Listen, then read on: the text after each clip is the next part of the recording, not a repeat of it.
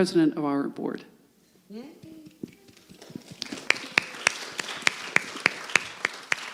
Hello, everybody. It's HarvestFest. Yes, it is. And last year, we started with a challenge that I created called Be the Change. And that challenge raised, because I had to go all the way back through my screenshots, $749.78. Just based on the change that we had lying around, the things that we didn't even count for.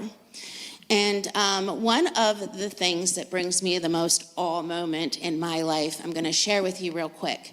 Everything happening in the world is a lot. And sometimes we can get lost and overwhelmed in the greater, what our part is in the greater. But one of the blessings that I have is that I don't have to leave my house to see the all for me. My son, he's 14, and he's a uniteen. He's usually with the little kids, but he's a uniteen.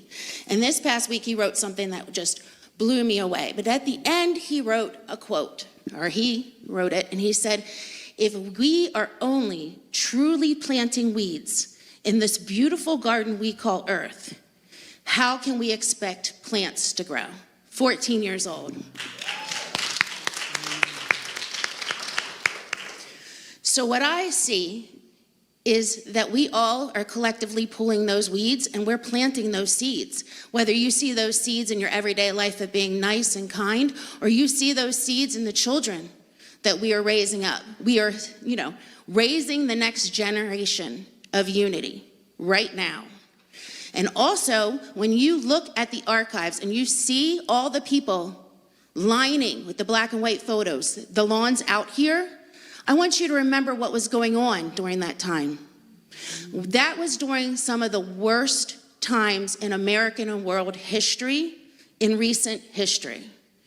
We are needed. We need to weed the gardens. We need to plant the flowers. We need to weed it. For everyone, we are a beacon of hope and love that is needed more than now, more than ever. So, we're doing it again. We're gonna go ahead and launch this HarvestFest with Be the Change. I want you guys to go and dig around some more. Maybe you drop some on purpose. Go digging down into the depths of your old purses, your couch cushions, your laundry, take apart your washers and dryers. That's where mine is.